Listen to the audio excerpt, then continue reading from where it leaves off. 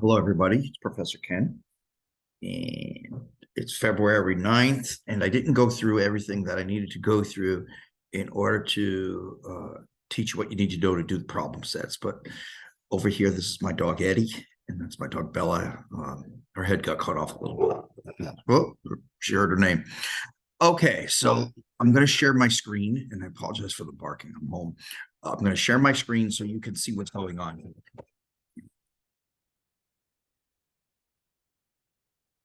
All right. So quiet, quiet, quiet. All right. So here we go. If we go to course materials and we go to, I can't believe this part, February 9th. All right. I've updated February 9th. So what we have is the slides for February 9th, which I'm going to go through the second half of them with you. There's a colorblind test. And here's problem set number 5, which I'm going to pull up a little higher. Oh my goodness. Okay, so problem set number 5 is 4.1 from your text, 21 to 24 all, and 27 to 35 odd. And that shouldn't be too hard because I did put the pages and the key in there already. I just want to make sure. So here's course materials, important content, click on problem sets. There's the problem set number 5, 4.1, 21 to 24 all, 27 to 35 odd. So it's on that sheet. All right, let me close that one down. And then there's the answer keys. Do we have the answer key problem set number 5? Oh, yeah, there it is. And then finally, problem set pages. Do we have the pages for that? We surely do. And stop calling me Shirley. Okay, beautiful. Stop barking. Thank you. Okay, now I'm going to go over with you the slideshow. All right, so if I go back to contents, go to course materials, go to February 9th, slides February 9th. Okay, even though very little of it's going to be redundant, but some of it will be, and I apologize for that. Okay, so I'm going to go down to, let's say, right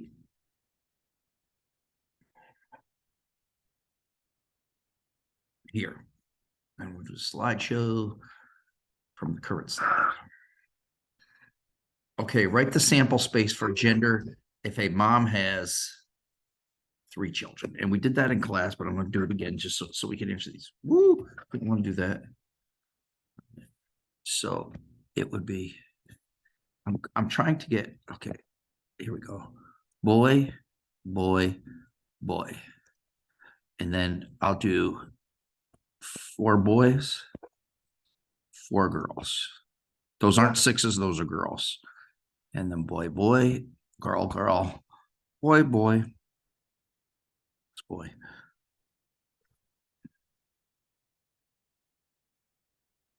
I don't know where the draw menu is. Boy, and then this is girl, girl. This is boy. And then boy, girl, boy, girl, boy, girl, boy, girl. Okay. What's the probability of 2 girls? So this one right here is 2 girls. And this is 2 girls. And this is 2 girls. So it would be 3/8. What's the probability of 1 boy? Okay. So actually, that's the same thing as 2 girls, because remember, there's 2 girls, there's also 1 boy. So that would also be 3/8. The probability of all one gender, that would be boy, boy, boy, and girl, girl, girl, 2/8. Simplifies into 1/4. And the probability that the first child is boy or girl, not. See this thing right here? That's not. Well, guess what? 100% of the time, the first child is going to be a boy or girl. So for not, would have to be 0. And what's the probability of either 1 or 2 boys? Well, here's 2 boys, 2 boys, 1 boy, 2 boys, 1 boy, 1 boy. So that would be 6/8, or 3/4. So I hope this gives a little insight. All right, now we're going to do some genetics. A chromosome is made up of 2 alleles, and each allele has genes on it. Each gene is a code for a trait, And some traits are dominant and some traits are recessive. Like, for instance, brown eyes are dominant, blue eyes are recessive. So each human receives one allele from the mom and one allele from the dad. If both mom and dad give the dominant allele, then the kid's going to have the dominant trait. If one parent gives dominant and one parent gives recessive, the kid will have the dominant trait. Like, for instance, if the mom gives the blue eye allele and the dad gives the brown eye allele, then the kid will have brown eyes because brown eyes is dominant over blue eyes. And lastly, if both parents give the recessive allele, then the child will have the recessive trait, like blue eyes. Right. So two genes make up a trait. If the genes are for the same trait, then the child will have that trait. If the genes are for different traits, then the child will take on the dominant trait. So let's take a look at this. Capital B is the allele for the second toe is shorter than the big toe. That's dominant. Little b means your second toe is longer than your big toe. That's recessive. Maybe in class on Tuesday, we'll talk about who has a longer second toe. I certainly do. So if a person has the code BB, then the second toe is shorter because big B is dominant. If the person has the code big B, little b, then the second toe is shorter because big B is dominant over little b and big B, second toe is shorter. And if a person has the code little b, then the second toe is longer, which is also a sign of brilliance. So genotype is the code, that's big B, little b, and phenotype is the trait, like a longer second toe or a shorter second toe. So mom is big B, little b, and dad is big B, little b. What can the genotypes and phenotypes of the kids be? All right, so here we go. So going across the, okay, so right here, we see that's the symbol for dad. He's a big B and a little b. This is the symbol for mom, and she's a big B and a little b. We have, so, but they split up their, the genes split up into alleles when they produce an offspring. So the dad is going to give either a big B or a little b. The mom's going to give either a big B or a little b. So in this case, we have big B, big B. In this case, we have big B, little b. In this case, we have big B, little b. In this case, we have little b, little b. So what does this mean? It means that 25% of the children will be big B, which means they have a longer big toe than short than the second toe. 50% will be big B, little b. They also have a longer big toe than shorter two. And 25%, 1 out of 4, will be little b, so they will have the longer second toe, and 75% will have the shorter second toe.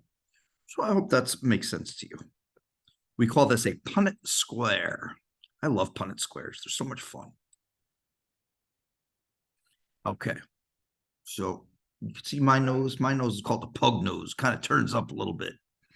All right. So a big N means pug nose. Little n means a flat nose. Pug nose is dominant over flat nose. Mom is little n, so she's got a flat nose. Dad is big N, little n, so he's got a pug nose. What are the phenotypes and genotypes of mom and dad? Make up the Punnett square, and then find the probability of having a pug nose and the probability of having a flat nose. Okay, so mom is little n, dad is big N, little n. There's the Punnett square. It's different than the last one. So here we have big N, little n for a big N, little n. Here we have big N, little n for a big N, little n. Here we have little n for two little n's, and a little n for two little n's. What does that result in?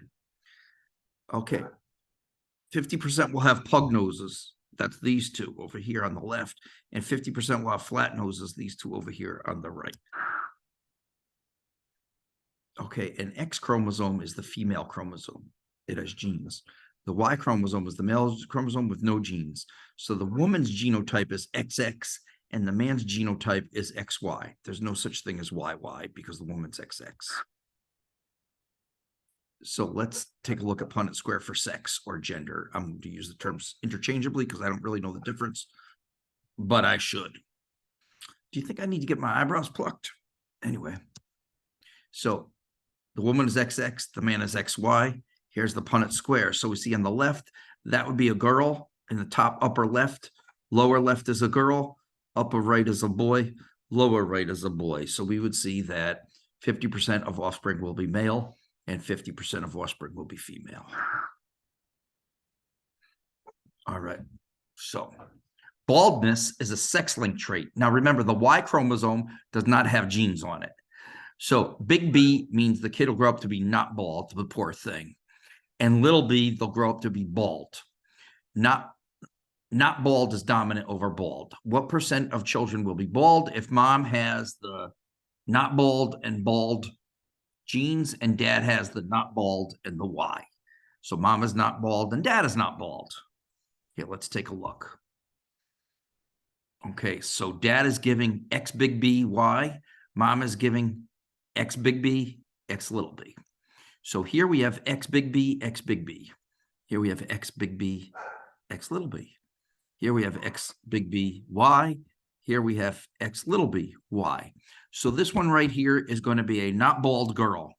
This is also going to be a not bald girl because big B means not bald and it's dominant over little b. Here we have a not bald guy, and here we have a bald guy. So 100% of the female children will be not bald. That's probably a good thing. 50% of the male children will be not bald. And 25, yes, 50% of the male children will be not bald, those poor things. And the lucky ones, 50% of the male children will be bald. So that means 25% of all the children will be bald, while 75% won't be. So all female children will not be bald. Whoops. 50% will not have a bald gene to pass on.